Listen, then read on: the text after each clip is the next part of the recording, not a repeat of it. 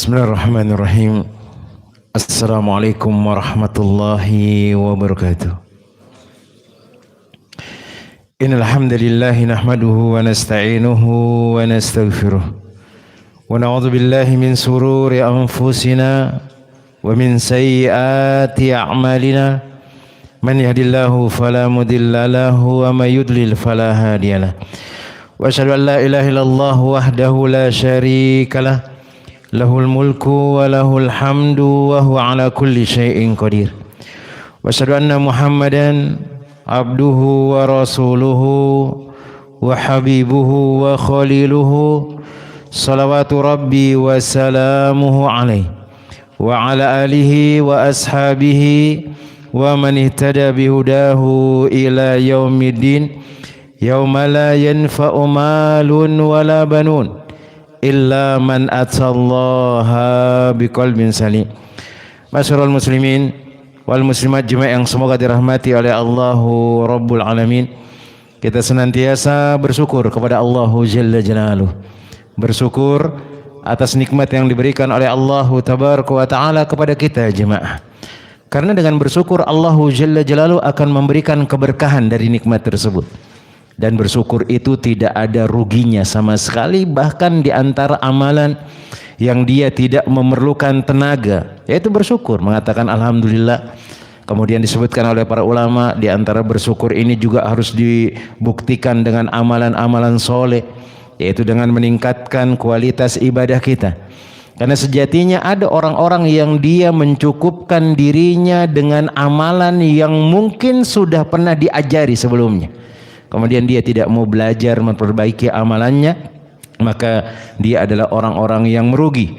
Maka lihat jemaah yang semoga dirahmati oleh Allah Tabaraka wa Ta'ala, disebutkan oleh Allahu Rabbul Alamin tentang kisah bagaimana Allahu Jalla Jalaluh memerintahkan Nabi Musa alaihissalam untuk turun mencari guru, untuk bertemu dengan Nabi Khidir, dan beliau tidak mencukupkan dirinya mengatakan, oh kan saya sudah jadi nabi, oh kan saya adalah orang yang sudah pintar. Tetapi Allah Tabaraka wa Ta'ala memerintahkan dia untuk menuntut ilmu, memperbaiki tata cara beribadah kepada Allahu Jalla Jalaluh. Dan itu yang kita lakukan.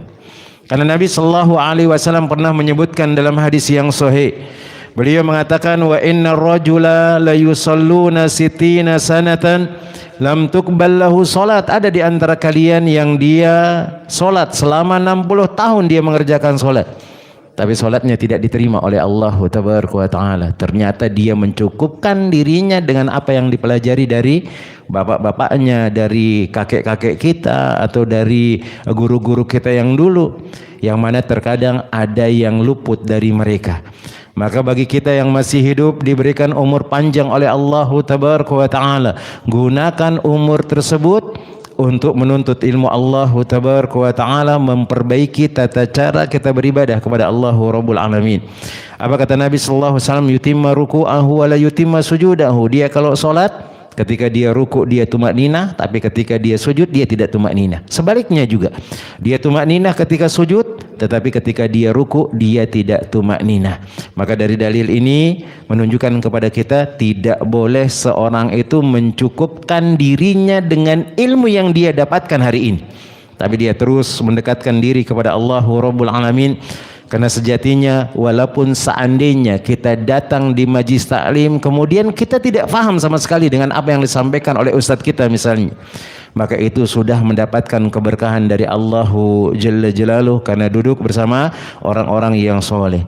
Maka bersyukur kepada Allah, yaitu dengan menggunakan umur kita dengan sebaik mungkin, memperbaiki tata cara beribadah kita kepada Allah, kemudian kita menuntut ilmu, mendekatkan diri kepada Allahu Jalla Jalaluh.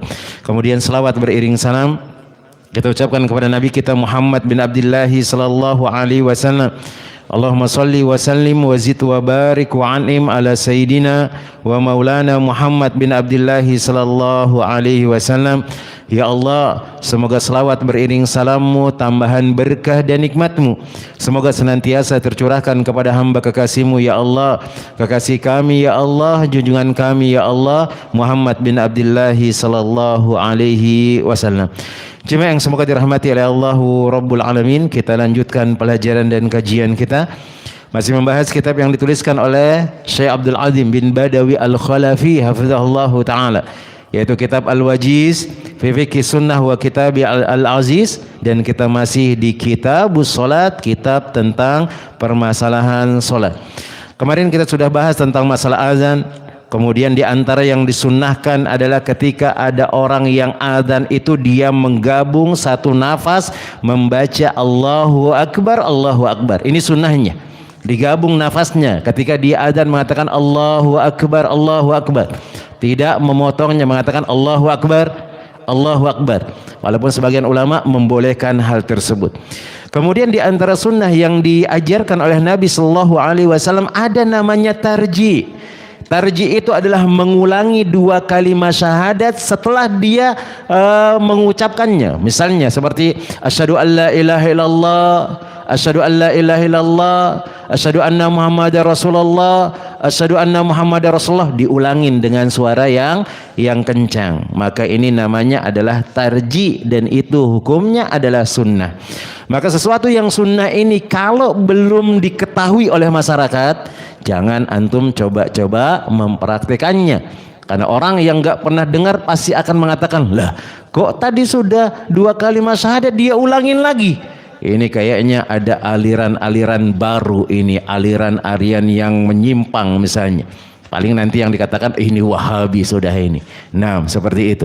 Maka perlu kita belajar sehingga kita tahu ada ternyata sunnah-sunnah yang diajarkan oleh Nabi Sallallahu Alaihi Wasallam ternyata belum sampai kepada masyarakat. Dan seingat sesuatu yang sunnah itu maka boleh dia menahan dirinya mengerjakannya kalau memang akan terjadi fitnah di masyarakat tersebut. Maka silakan dia kerjakan sendiri atau mungkin dia tidak menggunakan speaker dan seterusnya. Nah, kemudian di antara yang disunnahkan oleh Nabi Sallallahu Alaihi Wasallam yang berikutnya adalah taswibu fil adhanil awwali li subhi, yaitu taswib, ucapan taswib di adzan yang pertama ketika waktu subuh. Apa maksudnya adalah taswib? As-salatu khairum minan naum. Ini namanya taswib. Istilah dalam bahasa Arabnya itu taswib, maksudnya adalah as-salatu khairum minan naum, yang biasanya kalau waktu subuh kita dengar. Ternyata itu disyariatkan di adzan yang pertama. Dan menunjukkan bahwasannya di sini disunnahkan 2 kali adzan ketika datangnya waktu subuh. Pertama adzan yang dia di tengah malam, yang mungkin sekitar 1 jaman atau setengah jam sebelum datangnya waktu subuh. Kemudian adzan yang kedua di waktu subuh. Sebagaimana yang disebutkan oleh Abi Mahdhurah anna Nabiyya sallallahu alaihi wasallam, bahwasanya Nabi sallallahu alaihi wasallam allamahu, mengajarkan kepadanya al-adhana, yaitu sifat adzan atau tata cara adzan, wa fihi, dan di dalam lafaz adzan itu ada lafaznya hayya 'alas shalah, hayya 'alal falah, hayya 'alal falah, hayya 'alal falah. Nam hayya 'alal falah 2 kali, hayya 'alal falah, hayya 'alal falah. Setelahnya baru dia mengatakan as-salatu khairum minan naum, as-salatu khairum minan naum fil ula minas subhi. Dan itu dikumandangkan di adzan yang pertama dari waktu subuh. Allahu Akbar, Allahu Akbar, la ilaha illallah. Maka kita katakan ini di antara yang diajarkan oleh Nabi Sallallahu Alaihi Wasallam dan menunjukkan bahwasannya adzan sebelum subuh itu atau adzan di waktu subuh itu ada 2 kali. Sebelumnya, kemudian ketika waktu subuh. Sebagaimana Nabi Sallallahu Alaihi Wasallam pernah menyebutkan dalam hadis tentang masalah puasa. Idza adzana al-mu'ad, jikalau kau mendengar bahwasanya Mu'ad ini adzan, fakulu washrabu, maka silakan kalian makan dan minum.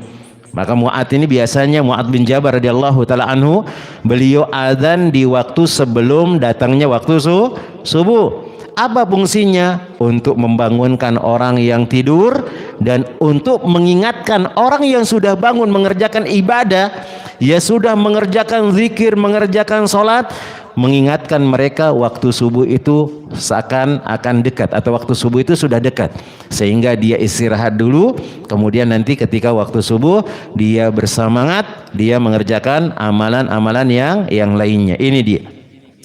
Wa qala al-Amiru Sun'ani fi Subulis Salam, maka berkata Syekh As-Sun'ani, Imam As-Sun'ani dalam kitabnya Subulus Salam, qala Ibnu Ruslan mengatakan,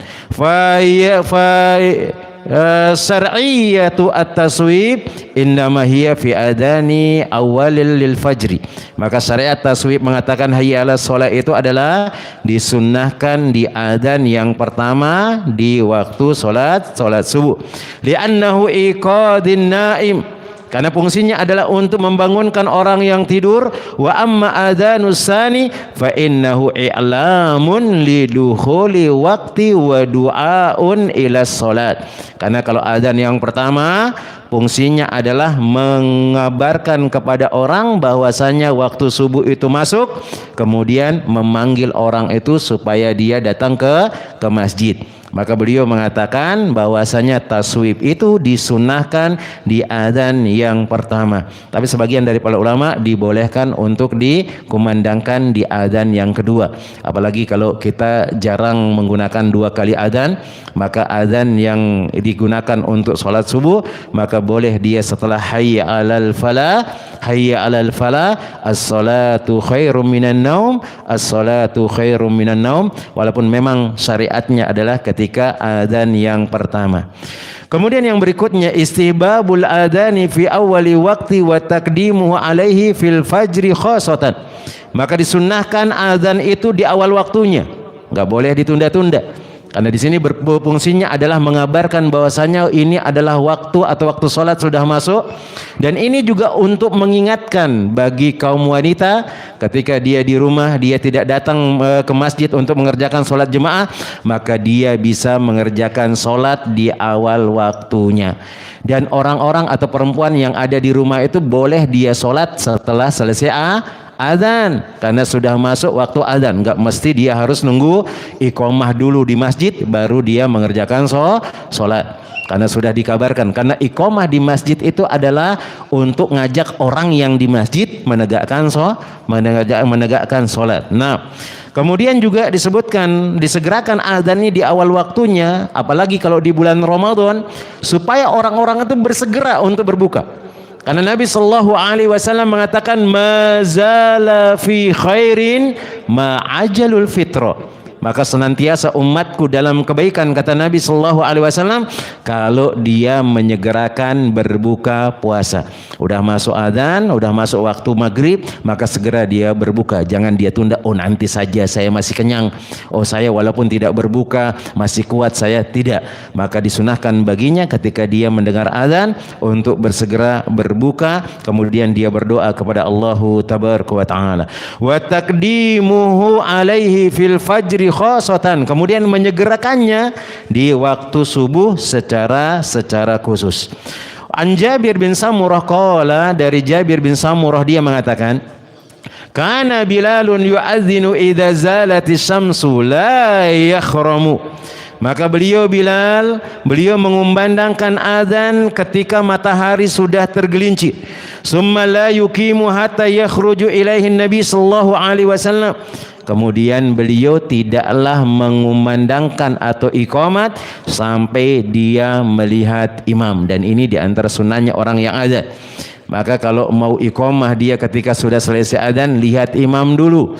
Kalau ada imam rawatib dia yang didahulukan. Jangan sampai imamnya masih di kamar mandi, mungkin kencing sebentar, karena dia yang jadi imam rawatib kemudian tidak pernah diganti dia. Tiba-tiba sudah datang waktu iqamah, dia iqamah. Kemudian melihat kiri dan kanan, dicari mana yang paling panjang jenggotnya, kemudian disuruh untuk maju menjadi imam. Ini tidak dibenarkan, karena enggak semua orang bisa jadi imam jemaah. Jangan antum main dorong-dorong jadi imam jemaah kalau sudah ada imam rawatibnya. Kecuali kalau memang beliau nggak hadir, kemudian ada permakluman, silahkan siapa yang mau maju jadi imam, dia kita suruh jadi imam. Maka cari yang bagus bacaannya, yang bisa membuat antum tenang dalam mengerjakan sholat tersebut. Maka di sini Bilal radhiyallahu taala anhu, beliau tidaklah iqamah kecuali Nabi sallallahu alaihi wasallam keluar. Fa idza kharaja aqama hina yarahu. Maka ketika Nabi SAW keluar dilihat oleh Bilal, maka beliau pun iqamah. Kemudian disebutkan dari Ibnu Umar radhiyallahu taala anhuma, anna Nabiy sallallahu alaihi wasallam qala, Nabi sallallahu alaihi wasallam mengatakan, inna Bilalan yu'adzinu bilailin, maka sesungguhnya Bilal azan itu di malam hari. Fakulu washrabu hatta yu'adzina Ibnu Ummi Maktum, maka silahkan kalian makan dan minum sampai azannya Ibnu Ummi Maktum.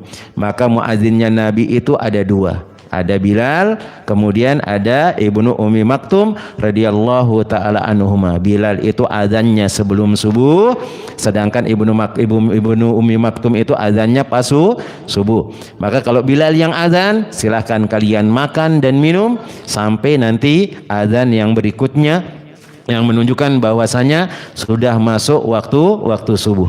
Waqad bayyana an-nabiy sallallahu alaihi wasallam hikmatan min taqdimil adani fil fajri alal waqti. Maka sungguh Nabi sallallahu alaihi wasallam telah menyebutkan hikmah disunnahkan menyegerakan azan di waktu subuh. Maksudnya membuat azan itu dua kali. Biqaulihi la yamna'anna ahadukum adzanu Bilalin, maka tidak ada yang mencegah kalian dari adzan Bilal, min suhurihi, dari makan sahurnya, fa innahu yu'adzinu aw qala yunadi, karena sesungguhnya dia adzan atau dia memanggil, bilailin liyarji'a qaimakum wa liyunabbiha naimakum. Itu fungsinya adalah untuk mengingatkan orang yang sudah melakukan ibadah bahwasanya waktu subuh itu dekat, supaya dia istirahat dulu.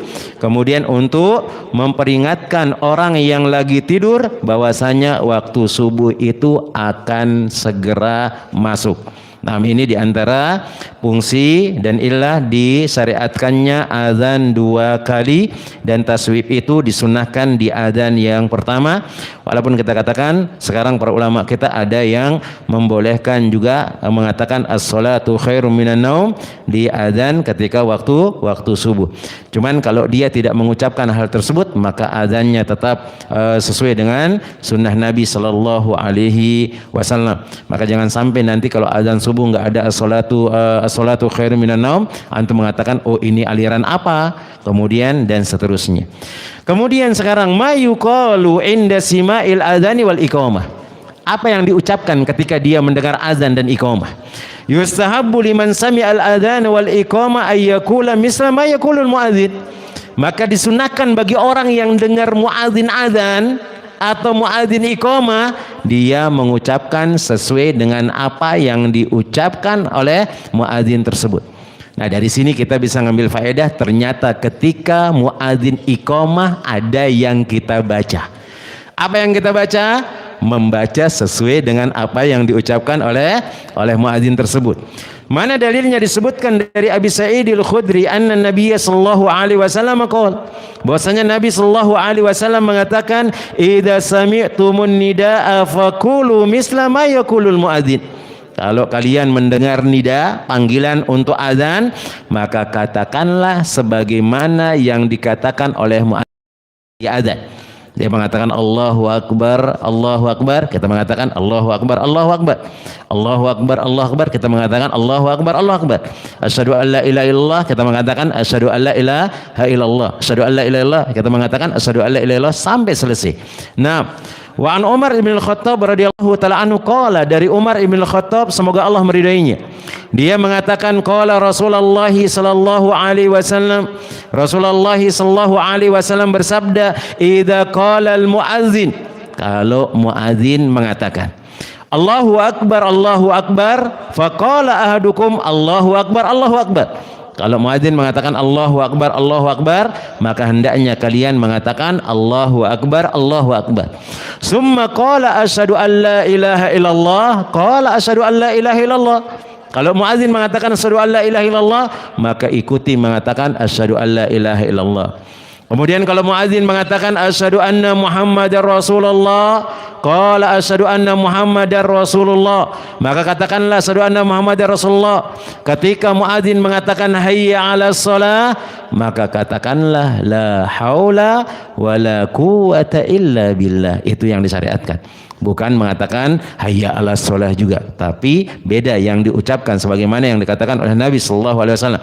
Walaupun dalam lafaz yang pertama secara zahir dari hadis tersebut mengatakan semisal yang dikatakan oleh muadzin, tapi Nabi SAW mengecualikan lafaz ketika hayya 'alas shalah, mengecualikan lafaz ketika dia mengatakan hayya 'alal falah, maka dia mengatakan la haula wala quwata illa billah, karena kita dipanggil untuk sholat, karena kita dipanggil untuk mendapatkan kemenangan.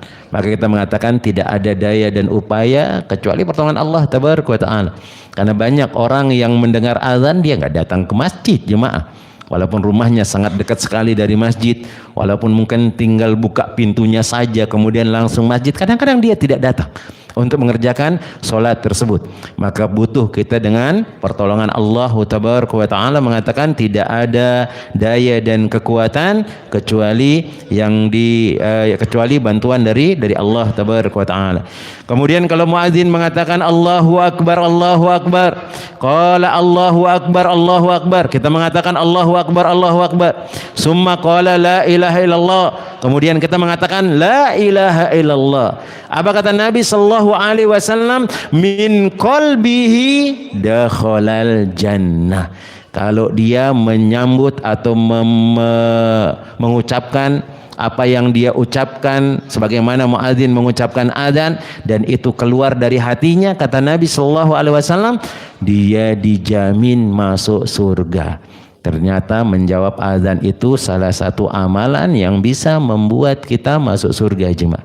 Salah satu amalan yang bisa membuat kita masuk surga.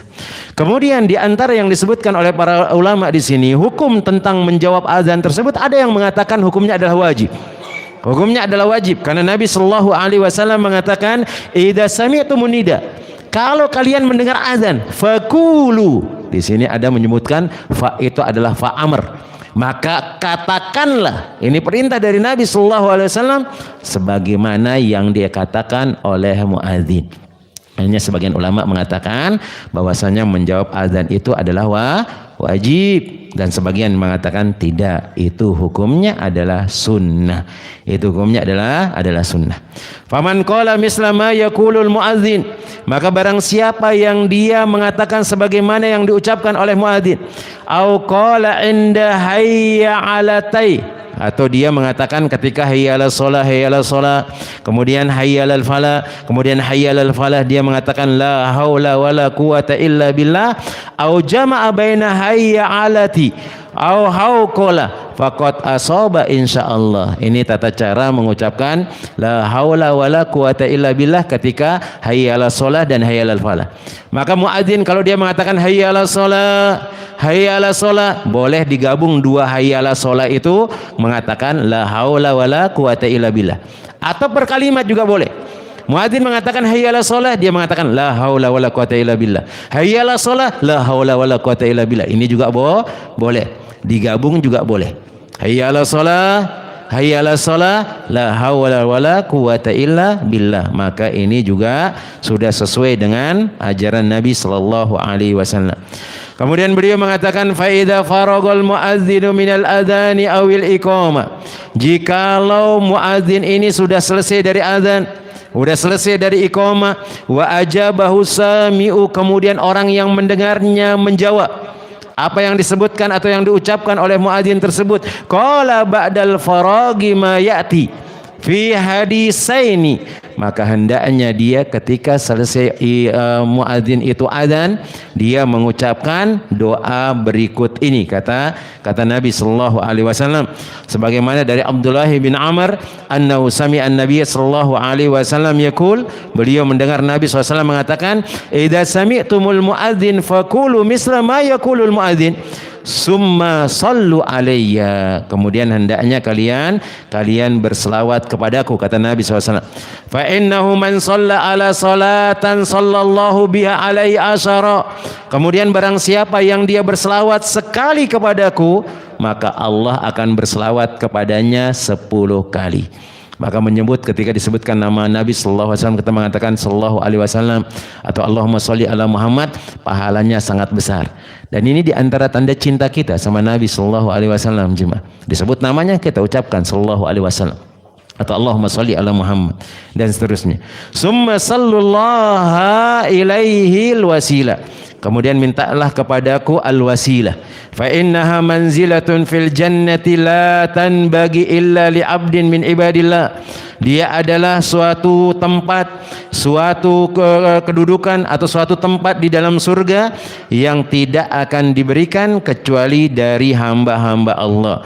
Wa arju an akuna ana huwa. Nabi SAW mengatakan, dan aku berharap wasilah nanti di surga itu adalah untuk aku. Itu adalah tempat di surga nanti disiapkan bagi hamba-hamba Allah. Faman sa'ala liyal wasilah halat lahu syafa'a. Maka barang siapa yang meminta wasilah kepadaku, dia dihalalkan baginya syafaat dari Nabi SAW, yaitu doa setelah azan. Mana doanya disebutkan oleh Jabir bin Abdullah bahwasanya Nabi sallallahu alaihi wasallam mengatakan, man qala hina yasma'u nida, barang siapa yang dia mengatakan setelah mendengar azan, Allahumma rabba hadhihi da'wati tamma, ya Allah yang memiliki panggilan yang sempurna ini, wassalatil qa'imah, dan salat yang akan ditegakkan, ati Muhammadal wasilata wal fadila, maka berikanlah Muhammad itu wasilah, kedudukan yang mulia, kemudian keutamaan. Wa ba'ashu maqamam mahmudal ladzi wa'atahu, dan wab'as, dan berikanlah kedudukan yang terpuji yang telah engkau janjikan kepadanya. Halat lahu syafaati yaumal qiyamah. Maka orang yang berdoa itu, yang mengucapkan sebagaimana yang diajarkan di sini oleh Jabir bin Abdullah, yang mana Nabi SAW mengatakan hal tersebut, maka halal baginya syafaat dari Nabi SAW. Maka selesai adzan kita mengatakan Allahumma rabba hadhihi da'wati tammah wassalatil qa'imah ati Muhammadal wasilata wal fadilah wa ba'ashu maqamam mahmudal ladzi wa'atahu. Sampai di sana saja. Ada orang yang menambahkan innaka la tukhliful mi'ad misalnya, maka sebagian para ulama mengatakan tidak ada tambahan dari lafaz tersebut. Kemudian faedah dari ini, yustahabbu lil muslimi iksaru minad du'ai bainal adani wal iqamah. Maka disyariatkan bagi atau disunahkan bagi seorang muslim untuk memperbanyak doa antara adzan dan iqamah, jangan disia-siakan. Fa inna du'a hina idzin mustajab. Karena sesungguhnya doa antara adzan dan iqamah itu adalah mustajab, jemaah. Adalah mustajab. Pasti akan dikabulkan oleh Allah tabaraka wa taala. Sebagaimana yang disebutkan oleh Nabi sallallahu alaihi wasallam dari Anas bin Malik radhiyallahu taala anhu, qala Rasulullah sallallahu alaihi wasallam, du'a la yuraddu bainal adani wal iqamah. Doa itu tidak akan ditolak apabila dia berdoa antara adzan dan iqamah. Ini dia, perbanyak doa antara adzan dan iqamah. Kemudian tadi kita menyebutkan bahwasanya ketika muadzin itu iqamat pun disunahkan mengikuti apa yang diucapkan oleh muadzin. Dia ketika mengatakan Allahu akbar, maka kita katakan Allahu akbar, syahadu an la ilaha illallah, syahadu an la ilaha illallah, syahadu anna Muhammadar Rasulullah. Kita mengatakan syahadu anna Muhammadar Rasulullah, hayyalas shalah, hayyalas shalah, hayyal falah, hayyal falah, qad qamatis shalah, qad qamatis shalah. Maka kita ucapkan juga hal tersebut, Allahu akbar, la ilaha illallah. Tapi biasanya kalau antum di masjid kampung, yang jelas yang diucapkan oleh jemaah itu adalah la ilaha illallahnya. Kalau ada muadzin mengatakan la ilaha illallah, akhirnya semuanya mengatakan la ilaha illallah. La ilaha illallah, itu saja yang dibaca. Maka seharusnya mulai dari awal dia mengikuti muadzin, karena zahir dari lafaz hadis tersebut mengucapkan sebagaimana yang diucapkan oleh muadzin. Kemudian yang berikutnya jemaah yang semoga dirahmati oleh Allah tabaraka wa taala, dan ini sunnah bagi orang-orang yang ada. Maka beliau menyebutkan di sini hafizahullahu taala, yustahabbu lil muadzin ayyattasifa bi sifatil atiyah. Maka disunnahkan bagi muadzin untuk memiliki sifat atau perangai sebagaimana yang di bawah ini. Pertama adalah ayyabtagi bi adzanihi wajh Allah. Kalau azan itu minta mudah-mudahan azan itu kita dapat pahala yang besar. berharap supaya Allah tabaraka wa taala membalas pahala kita, bukan untuk bagus-bagusan. Kadang ada azan, anti aneh yang azan saja sudah. Dia mencoba dengan azan apa supaya orang-orang merasa luar biasa azannya. Tidak. Azan ini adalah ibadah. Dan ibadah ini harus kita khususkan untuk Allah Jalla Jalaluhu, bukan riya'an wala sum'ah, enggak boleh. Kalau kita buat azan ini riya dan sum'ah, jelas kita akan masuk ke dalam kesyirikan. Kita akan masuk ke dalam kesyirikan. Fala ya'khudhu alaihi ajran. Kemudian kalau membuat atau menjadikan seorang menjadi muadzin, maka hendaknya muadzin tersebut tidak mengambil upah dari azan. Tidak mengambil upah dari azan. Ustaz, bagaimana kalau kita menjadi marabot, Ustaz? Kan kita kan azan di sana. Kita juga kan yang lainnya. Apakah boleh kita ngambil upah dari azan tersebut? Kita katakan nggak boleh. Karena sejatinya antum menjadi marabot masjid misalnya, itu bukan diambil dari azan tuh, upah antum. Tapi antum bersih-bersih, menyiapkan ini dan itu, maka silakan. Itu nggak jadi masalah. Tapi jangan sampai dari azan itu antum mengambil upah. Tapi pahala dari Allah tabaraka wa taala. Fan Utsman bin Abil As, maka disebutkan dari Utsman bin Abil As, qala qultu ya Rasulullah, aku mengatakan wahai Rasulullah sallallahu alaihi wasallam, ij'alni imama qaumi, jadikanlah aku menjadi imam kaumku ya Rasulullah. Qala anta imamuhum, maka Nabi SAW mengatakan engkau adalah imamnya. Waqtadi bi ad'afihim, kemudian ingat kalau jadi imam itu perhatikan orang yang paling lemah di antara kalian. Maka kita kalau jadi imam itu makmumnya harus diperhatikan. Kalau ada makmum yang dia sakit-sakitan misalnya, kalau antum tahu dia kalau sholat kakinya gemeteran terus, nggak khusyuk dia sholat, jangan dipanjang-panjangin sholatnya. Mentang-mentang mungkin baru hafal dia setelah selesai tahsin misalnya, hafal dia surat Al-Baqarah di luar kepala, itu dibaca ketika sholat. Maka jangan, sehingga orang yang sholat di belakang kita ini nggak nyaman, dia nggak tenang, dia nggak khusyuk. Akhirnya yang terjadi apa? Menggerutu dalam sholatnya. Kan banyak orang kalau sudah mulai sholat lama-lama itu udah mulai menggerutu dia. Apalagi kalau dia sakit kaki misalnya, kemudian dia anaknya menangis, kadang-kadang nggak tenang. Maka Nabi Shallallahu Alaihi Wasallam sangat memperhatikan ketika beliau jadi imam, diperhatikan makmumnya, jemaah. Diperhatikan makmumnya. Bahkan pernah terjadi ketika Nabi Shallallahu Alaihi Wasallam ingin memanjangkan bacaan ketika sholat. Tiba-tiba didengar ada seorang anak nangis, anak bayi nangis. Hanya yang dilakukan oleh Nabi SAW, dipercepatlah sholat tersebut. Karena beliau mengatakan ibunya lagi tidak tenang mendengar anaknya menangis tersebut. Bukan ibunya aja nggak tenang jemaah, kita pun nggak tenang jemaah. Anaknya nangis terus, nggak berhenti nangisnya. Kadang kita juga yang capek dengar dia nangis. Kalau seandainya antum bapaknya kayaknya antum putusin sholat kemudian antum ambil anak tersebut, kasihan kita kalau mendengar sholat. Maka di sini Nabi SAW mengatakan perhatikan makmum kalian. Begitu juga dengan orang-orang yang dia lemah. Kemudian juga apalagi kalau antum punya masjid di pinggir jalan yang kadang-kadang orang singgah di sana, maka jangan perpanjang sholat karena di sana ada orang yang butuh. Dan ini pernah terjadi, seorang sahabat yang dia menjadi imam kemudian membaca bacaan yang sangat panjang. Akhirnya ada seorang sahabat yang keluar dari sholat karena dia memiliki ada hajah yang dia mau tunaikan. Ternyata sholat maghrib bacanya panjang jemaah. Hanya ya dia membatalkan sholatnya, kemudian dia sholat sendiri. Setelah diketahui oleh sahabat yang jadi imam itu, ditunjuk dari dia langsung mengatakan anta munafik. Karena memang di antara ciri-ciri orang munafik itu adalah membatalkan ibadah. Akhirnya orang yang dikatakan antal munafik ini nggak terima dia. Datanglah kepada Nabi Shallallahu Alaihi Wasallam kemudian mengatakan ya Rasulullah, ana dikatakan munafik sama fulan bin fulan ya Rasulullah. Akhirnya Nabi SAW emosi, marah Nabi SAW. Cuman emosinya Nabi SAW tidak dipanggil sahabat tersebut kemudian dicaci maki, enggak. Beliau naik ke atas mimbar, kemudian beliau mengatakan inna minkum munafirina ani sholat.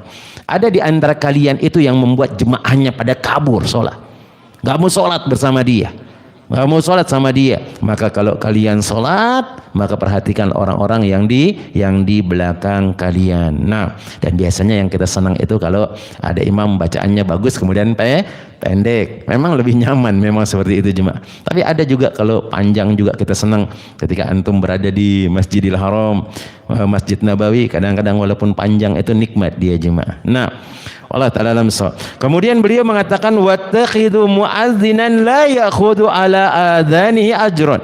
Kemudian hendaknya engkau mencari menjadikan seorang muadzin yang dia tidak mengambil upah dari azannya. Nah, dari azan. Ini orang ini cuma azan tok dia. Kemudian ternyata dia minta gaji, maka jangan dikasih. Kata Nabi SAW. Yang dia tugasnya zuhur datang azan, asar datang azan. Nggak ada pekerjaan yang lainnya.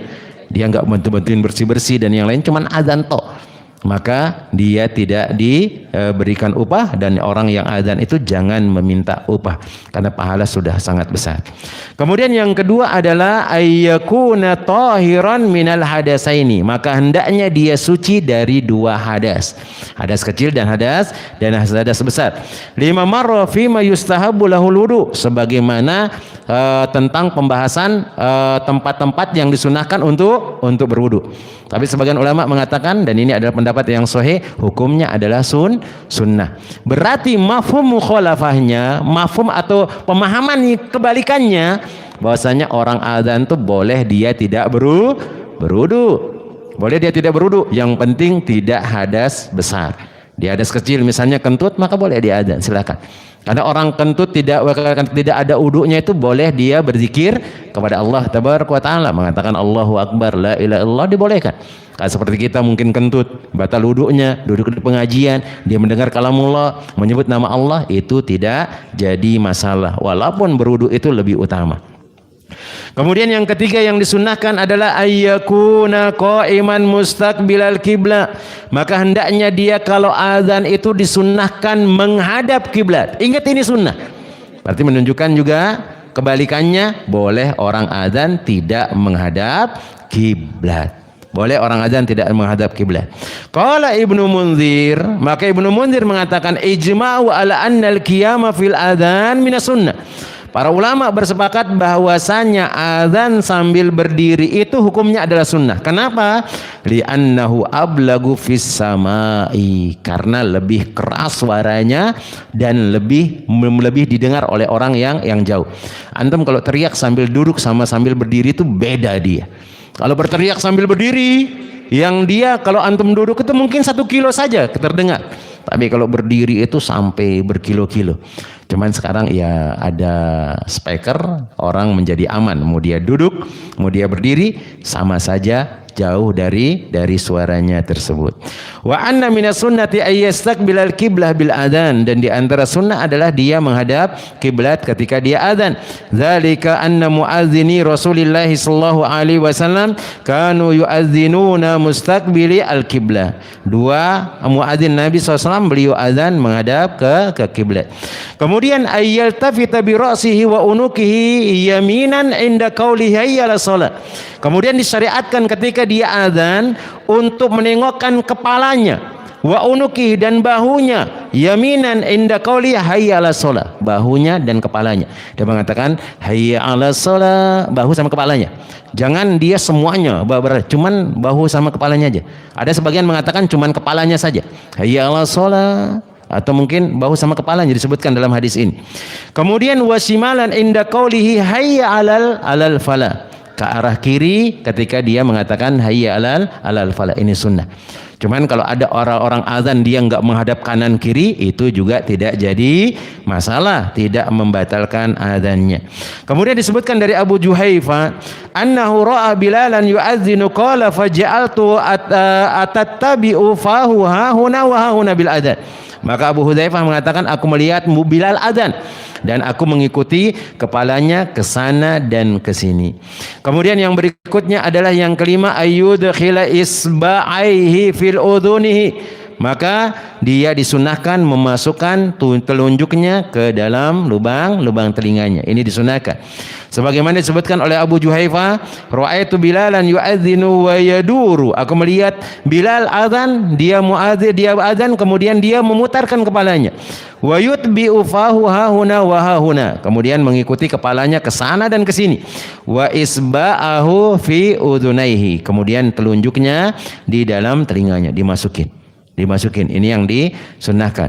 Kemudian yang keenam, ayyarfa'a sautahu binnida. Maka hendaknya dia mengeraskan suaranya ketika dia azan. Fa innahu la yasma'u mudda sautil muadzin jinnun wala insun wala syai'un illa syahida lahu yaumal qiyamah. Maka tidaklah mendengar sepanjang dari suara muadzin tersebut dia jin atau manusia atau benda mati, kecuali pada hari kiamat nanti mereka akan bersaksi. Ini diantara pahala orang yang ada. Semua yang mendengar azannya tersebut, mau benda mati, mau manusia, mau jin, pada hari kiamat akan bersaksi mengatakan, Fulan bin Fulan, dia muadzin ya Allah, dia mengumandangkan namamu ya Allah dan membesarkan namamu, dan ini adalah pahala yang sangat besar. Kemudian yang terakhir jemaah yang semoga dirahmati oleh Allah tabaraka wa taala, di sini kam bainal adzan wal iqamah. Berapa sih jaraknya antara adzan dengan iqamah? Karena kadang-kadang kita ada membatasi 10 menit, membatasi 5 menit. Apakah memang ada syariatnya dari Nabi sallallahu alaihi wasallam atau mungkin sesuatu yang diada-adakan? Maka di sini beliau mengatakan wayan bagi al-faslu bainal adani wal iqamah. Maka seyogianya seorang itu memisahkan antara adzan dan iqamah. Memisahkan antara adzan dan iqamah. Yattasi'u lit-ta'ahubi lis-salati wa huduriha. Supaya orang bisa bersiap-siap untuk sholat dan menghadirinya. Ini tujuan iqamah. Antum kalau adzan maka hendaknya dipisahkan adzan dengan iqamah.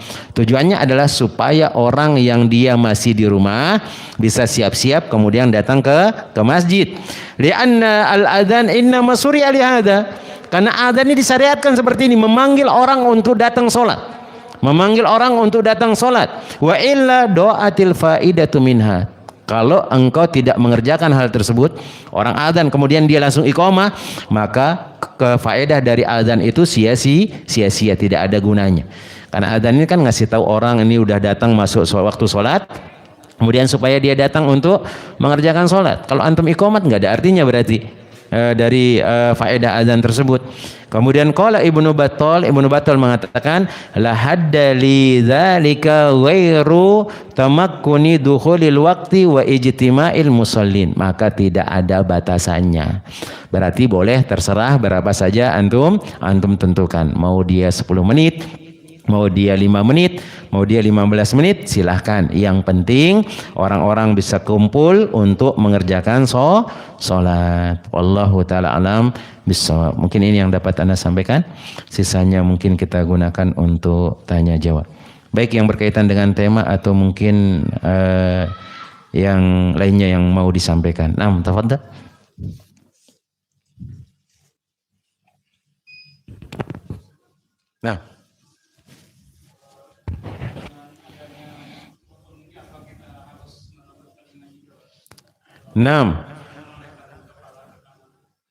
Di sini ada pertanyaan yang bagus.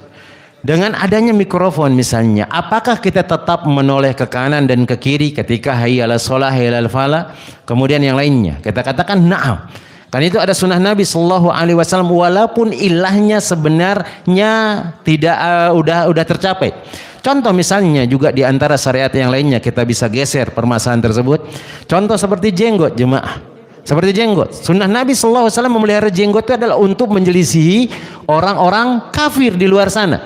Untuk menyelisih orang-orang kafir di luar sana. Sekarang orang-orang kafir di luar sana itu jenggotnya lebih bagus daripada kita jemaah. Antum lihat orang-orang Yahudi itu, kalau antum lihat di televisi, jenggotnya luar biasa. Cuman di ini yang rambut di dekat pelipisnya itu panjang juga dia. Jenggotnya luar biasa. Setelah seperti itu antum mengatakan, sekarang kita selisihi lagi mereka. Mana? Kita cukur habis jenggot karena menyelisih mereka. Kita katakan tidak. Sunnah Nabi itu tidak bisa dihapus. Itu sunnah yang diajarkan Nabi SAW. Maka tetap dikerjakan seperti itu. Sama juga seperti sutroh ketika antum sholat. Sutroh ketika antum sholat. Antum sendirian di masjid. Nggak ada kemungkinan orang itu akan lewat di depan antum. Apakah antum boleh tidak menggunakan sutroh? Kata para ulama tidak, tetap antum menggunakan sutroh walaupun sholat sendirian di masjid, tetap untuk menjaga areal mana wilayah kita mengerjakan sholat, walaupun mungkin ilahnya atau alasannya kenapa kita disyariatkan untuk menjadikan sutroh itu supaya orang tidak lewat, maka tetap dikerjakan, dan ingat mengerjakan apa yang diajarkan oleh Nabi Shallallahu Alaihi Wasallam, walaupun mungkin itu adalah sunnah, bisa jadi hal yang sunnah itu yang akan membuat kita dekat kedudukan kita dengan Allah, kemudian memasukkan kita ke dalam surganya. Nah, udah masuk? Belum? Nah, kita azan dulu kayaknya. Nunggu dulu. Nah, mungkin ada pertanyaan. Fadhal. Nah, Fadhal. Nah.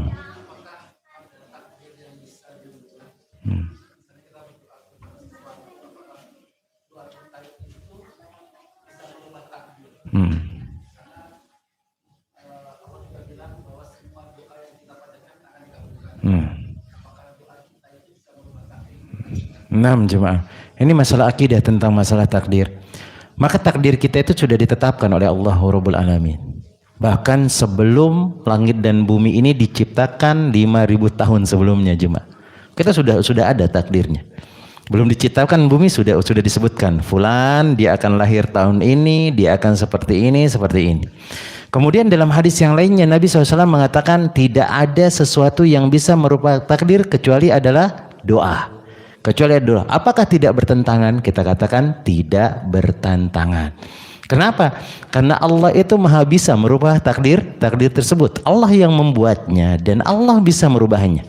Maka dengan kita banyak berdoa, mungkin Allah akan merubah. Awalnya kita ini akan dibuat misalnya miskin, tapi dibuat kaya oleh Allah Tabaraka wa Ta'ala. Kemudian di antara rahasia takdir itu kita nggak tahu. Dan ini di antara keutamaannya. Allah sudah takdirkan kondisi kita masuk surga atau masuk neraka, cuman nggak dikasih tahu kita masuk surga atau masuk nerakanya. Sehingga kita disuruh atau diberikan pilihan oleh Allah Tabaraka wa Ta'ala. Ini amalan yang masukkan engkau ke dalam surga. Oh, ini amalan yang masukkan engkau ke dalam neraka. Maka jangan sampai ada orang mengatakan, oh nggak apa-apalah amalan yang masuk ke dalam neraka. Nanti kalau memang sudah takdirnya masuk surga. Dari mana antum tahu tentang hal tersebut? Itu di antara rahasia takdir, jemaah. Allah nggak kasih tahu kita. Allah sudah takdirkan takdir kita, cuman nggak dikasih tahu. Sehingga kita harus berusaha untuk merubah supaya tidak seperti itu yang kita alami. Karena orang ya kalau dia nggak mau berusaha nggak dapat apa-apa, dia misalnya seperti itu. Kemudian kita katakan kembali, doa itu bisa merubah takdir, kata Nabi SAW. Kenapa? Karena Allah yang membuat takdir, mau-maunya Allah lah. Antum misalnya Allahumma salul a'la, jemaah. Allah itu yang memiliki permisalan yang sangat tinggi atau yang sangat mulia. Antum jadi ketua atau manajer perusahaan. Antum buat aturan di sana. Antum buat aturan. Ternyata antum lihat ini aturannya kurang bagus, kemudian antum rubah misalnya. Maka ya terserah orang yang buat aturan tersebut. Serahkan kepada Allah Tabaraka wa Ta'ala, kemudian banyak-banyak berdoa dan banyak-banyak berusaha. Jangan cuman pasrah saja, ya Allah ana pasrah gitu. Antum kalau nggak bekerja nggak akan makan antum. Kalau antum duduk-duduk saja di rumah, ya Allah kalau saya kaya ya Allah, turunkanlah duit dari atas langit-langit misalnya, rumahnya jatuh. Kalau antum nggak kerja nggak akan dapat. Nah, seperti itu dia. Wallahu ta'ala alam bissawab. Takdir dirahasiakan, ditentukan oleh Allah, dirahasiakan oleh Allah, dan Allah maha bisa untuk merubah takdir tersebut, diantaranya dengan banyak berdoa. Dan seandainya kalau antum berdoa nggak dapat sesuai yang antum inginkan misalnya, maka kita katakan sesuatu yang diberikan oleh Allah itu adalah yang terbaik bagi kita. Dan ini pernah kita sebutkan, ada orang yang minta uang 60 juta, dia berhari-hari bahkan bertahun-tahun minta uang 60 juta, ya Allah 60 juta, ya Allah 60, nggak putus asa dia. Apa yang terjadi? Allah kasihkan dia 60 juta? Tidak. Ketika dia berangkat bekerja, dia selamat dalam perjalanannya yang hampir ketabrak sama mobil. Dan seandainya kalau dia ditabrak, dia selamat, kemudian ada operasi di sana, akan keluar dana 60 juta dari biaya operasinya. Tapi Allah selamatkan dia. Itulah 60 juta yang antum minta itu. 60 juta yang kita minta itu dirubah menjadi kesehatan. Kadang-kadang ada yang kita minta nggak diberikan oleh Allah, ternyata dikasih ada yang terbaik untuk kita. Itu yang kita harus pahami. Wallahu ta'ala alam bisawab. Nah, Ibu. Nah.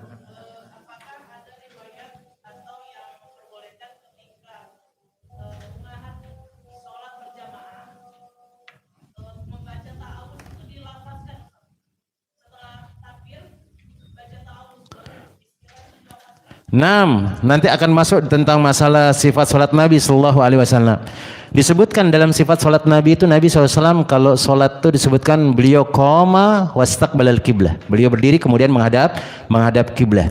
Kemudian beliau memulainya dengan takbir. Kemudian setelah takbir beliau menyebutkan di sana membaca auzubillahi minasyaitonirrajim. Kemudian tetapi bacaan itu tidak dijaharkan, dia disirkan. Dia membaca auzubillahi minasyaitonirrajim, kemudian dia membaca Al-Fatihah, membaca iftitah, kemudian nanti membaca Al-Fatihah, dan di sana nggak dijelaskan beliau membaca niat. Maka membaca ta'awudz itu disyariatkan, cuman dia tidak dijaharkan.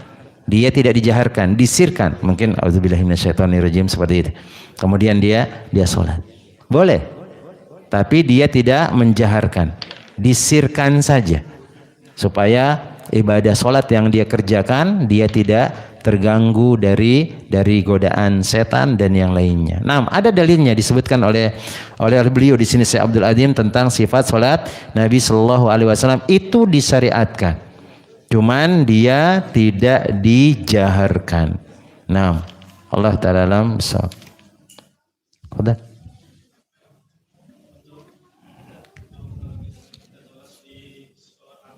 Nah.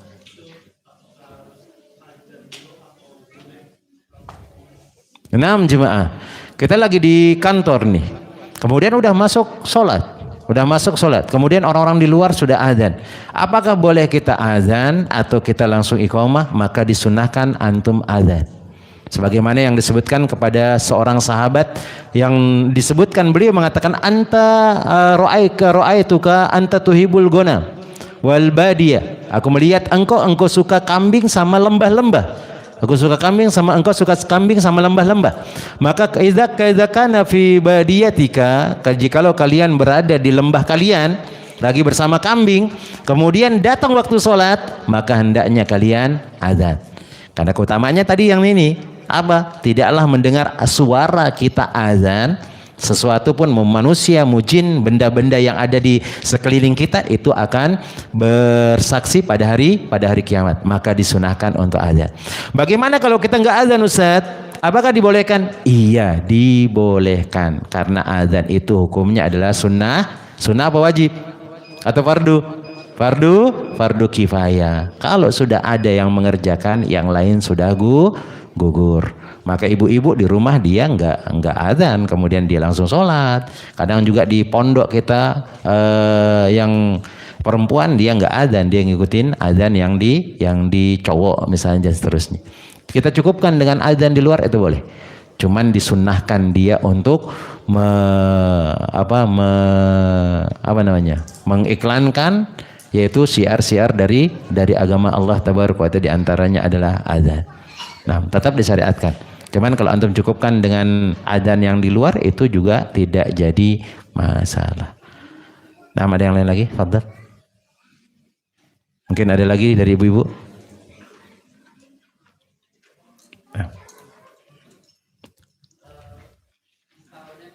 Nah.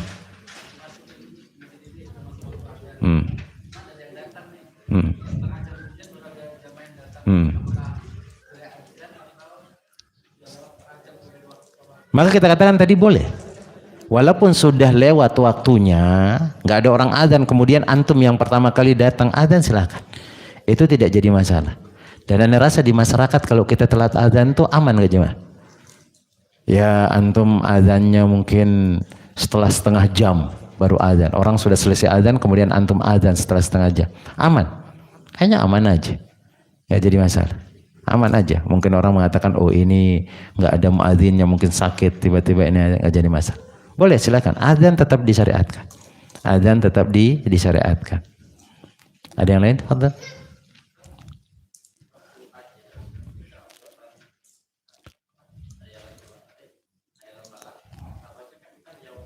La haula.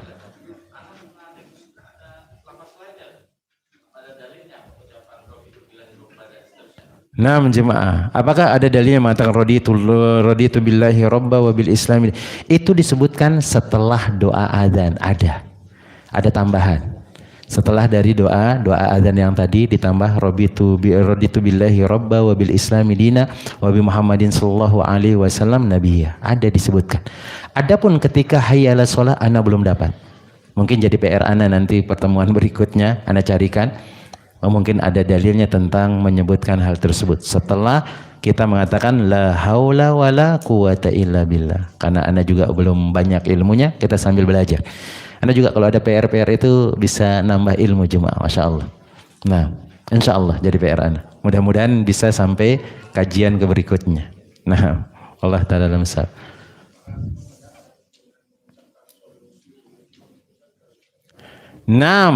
Apakah ada syariatnya mengatakan sallu fi buyutikum, sallu fi rihalikum? Naam, ada.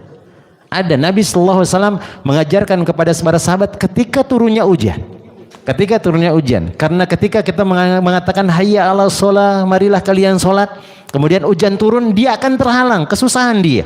Maka kita ringankan beban mereka, kemudian mengatakan sallu fi buyutikum, sallu fi rihalikum. Dan salat di rumah ketika hujan deras, antum nggak bisa datang ke masjid.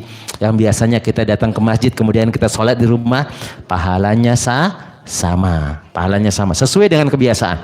Tapi kalau kebiasaan antum sholat di rumah saja hujan, dapat 27 pahala nih, enggak dapat. Sesuai dengan kebiasaan. Nih, 27 derajat dia dapat, tiba-tiba hujan. Maka karena hujan itu dia terhalang datang ke masjid. Dia sholat di rumah, dia dapat 27 derajat. Dan dalilnya sahih dari Nabi SAW tentang masalah itu. Dia boleh mengatakan, sallu fi buyutikum, sallu fi rihalikum. Itu dua lafaz. Boleh dia mengatakan sallu fi rihalikum, kemudian boleh dia mengatakan sholatlah kalian di tempat-tempat perjalanan kalian. Karena kesusahan dia datang ketika hujan turun.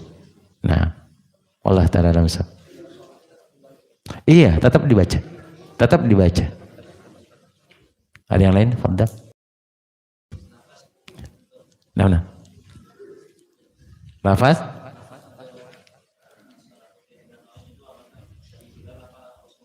Dari Nabi Sallallahu Alaihi Wasallam, yang beliau yang mengajarkan, mengajarkan adzan, kemudian beliau mengajarkan as-salatu khairu minan naum. Allah Ta'ala alam sahab.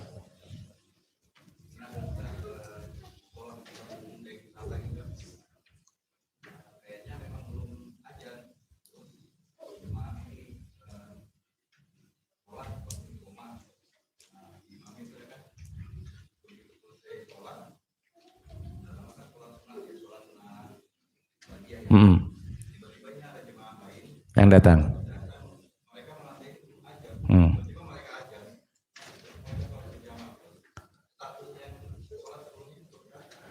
Kalau dia sholat di waktunya sah sholatnya. Dia sholat di waktunya sah sholatnya. Karena dia sholat sudah masuk waktu sholat. Walaupun dia nggak adzan. Contoh misalnya, ketangkap contoh. Ada di masjid, mungkin masjid ini kita ngelihatnya kayak jarang jemaahnya nih. Antum musafir. Datang antum. Atau mungkin antum menganggap kayaknya sudah adzan orang, tapi entah kemana lah ininya. Akhirnya antum berjamaah. Selesai sholat berjamaah, ada jemaah yang lain datang yang memang dia penghuni masjid tersebut. Kemudian dia adzan, kaget antum. Ini baru adzan orang, kita sudah selesai sholat. Apakah sholatnya sah? Sah. Sholatnya sah. Apakah boleh dia ikut sholat lagi bersama jemaah misalnya? Boleh dia ikut sholat. Dia sudah sholat. Kemudian ada orang sekarang ini mengerjakan sholat lagi. Boleh dia ikut sholat? Boleh dia ikut sholat jemaah? Udah sholat wajib antum, kemudian ada orang sholat wajib lagi. Boleh ikut sholat? Boleh ikut sholat apa enggak ini? Boleh. Dalilnya mana? Jangan nyuruh boleh-boleh saja. Dalil enggak ada nih. Nah, dalilnya pernah disebutkan oleh Nabi Shallallahu Alaihi Wasallam. Ketika ada dua orang sahabat yang lagi safar dia udah selesai sholat safar. Udah selesai sholat dia di luar. Udah selesai sholat, mungkin di jamak sholatnya atau mungkin pas orang adzan dia sholat. Akhirnya setelah selesai sholat mampirlah dia di masjid Nabi Shallallahu Alaihi Wasallam. Duduk dia di pinggir masjid. Kemudian Nabi SAW iqamah mengerjakan sholat isya kayaknya itu. Sholat isya atau sholat asar. Kemudian Nabi SAW bertanya, kenapa kalian nggak ikut sholat sama kita tadi? Maka sahabat tersebut mengatakan, "Qad sholaina fi rihalina ya Rasulullah." Tadi kami sudah sholat ya Rasulullah. Cuman kebetulan kesini mampir duduk dan engkau lagi sholat. Kami sudah sholat. Maka Nabi SAW mengatakan, "Allah tusalli lu ma'ana, kenapa kalian nggak sholat bersama kami? Walakumus sunnah, dan engkau dapat pahala sunnah. Walaupun sudah sholat wajib, boleh kita sholat ngikutin orang yang sholat wajib tersebut. Hukumnya adalah sunnah. Antum nggak ikutin juga nggak jadi masalah. Sudah sah sholat antum. Karena diantara syarat sah sholat apa? Masuknya waktu sholat. Itu syaratnya. Kemudian pakaiannya bersih, tempat sholatnya bersih, kemudian menutup aurat, kemudian dia ikhlas karena Allah tabaraka wa taala. Itu syaratnya. Nah, ada yang lain lagi? Fadhal. Yang berkaitan dengan tema atau mungkin ada yang di luar tema? Gak ada? Nah.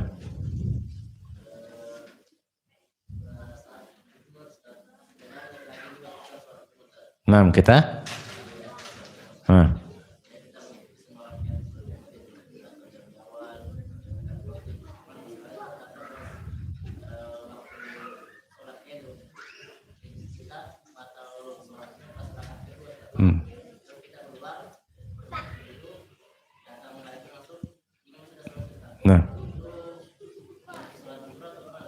dia sholat zuhur, bukan sholat Jumat.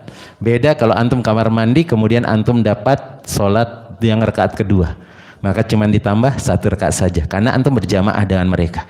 Tapi kalau mereka sudah bubar, tinggal antum sendirian, jangan cuma 2 rakaat antum kerjakan, tapi dia kerjakan adalah 4 rakaat karena tidak sholat bersama imam tadi.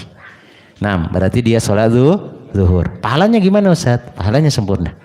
Pahalanya sempurna sesuai dengan sholat Jumat tersebut. Nah, kadang-kadang ya seperti itu Jumat.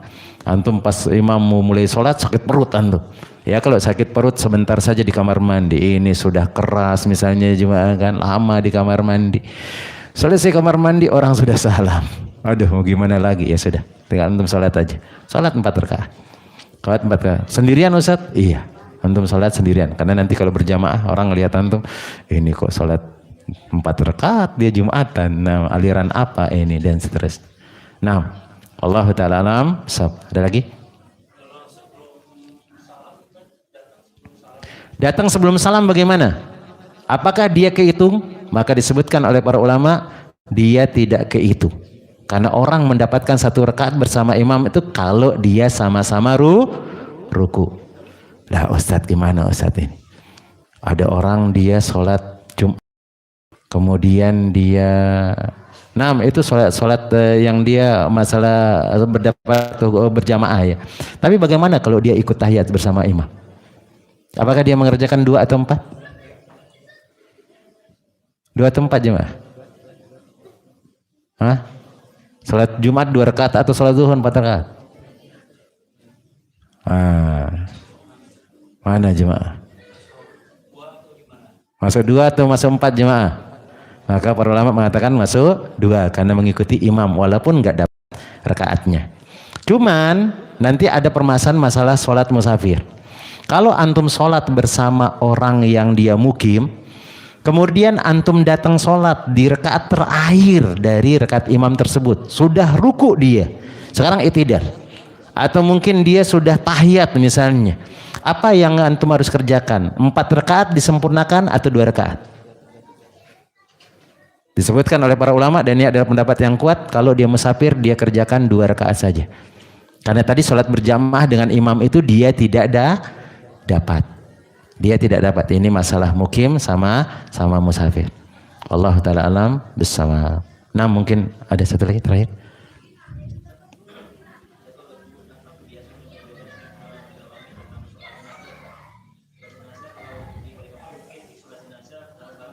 Nah.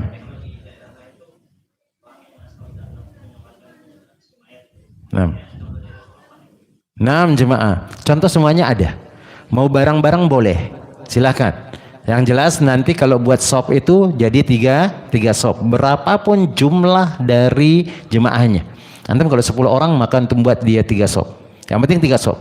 Dan di zaman Nabi SAW ketika mensolatkan Nabi SAW, para sahabat itu bergantian loh jemaah. Bergantian, nggak semuanya bareng-bareng. Oh datang ini rombongan dia sholat, datang ini dia rombongan dia sholat, datang ini rombongan, itu dibolehkan. Itu dari sunnah Nabi SAW. Mau barang-barang juga dibolehkan, itu sunnah Nabi SAW. Karena beliau mengatakan tidaklah seorang itu disolatkan lebih dari 40 orang ahli tauhid kecuali dia akan dapat syafaat. Kemudian hendaknya dia menjadikan sopnya tiga sop, karena dia akan mendapatkan syafaat dari 3 sop tersebut, walaupun cuma berapa orang saja. Maka kita kalau datang sholat jenazah misalnya jumlah antum 7, maka silahkan di depan itu mana? Di depan berapa jemaah? Kalau 7. Depan mungkin 3. Di belakang 3 kah? 2. Di belakang 2. Yang penting di belakang sop itu jangan sampai 1 orang. Jangan sampai 1 orang. Jangan sampai 1 orang. Nah, Allah Ta'ala alam shawab, mungkin ini yang dapat Anda sampaikan. Semoga bermanfaat bagi Anda pribadi, kemudian bagi para jemaah. Dan insyaallah nanti kita akan cari lagi apa-apa yang berkaitan tentang masalah ini. Semoga Allah Tabaraka wa Ta'ala mudahkan kita untuk terus belajar, untuk memperbaiki bagaimana tata cara kita beribadah kepada Allah Tabaraka wa Ta'ala, dan tidak mencabut nyawa kita kecuali dalam ketaatan kepada Allah Rabbul Alamin. Dan semoga Allah masukkan kita bersama orang-orang yang kita cintai, dari anak, kemudian istri, dari suami, dari orang-orang yang kita sayangi ke dalam surganya. Amin ya Rabbal Alamin. Kita cukupkan dengan doa kafaratul majlis. Subhanakallahumma wa bihamdika asyhadu an la ilaha illa anta astaghfiruka wa atubu ilaik. Assalamualaikum warahmatullahi wabarakatuh.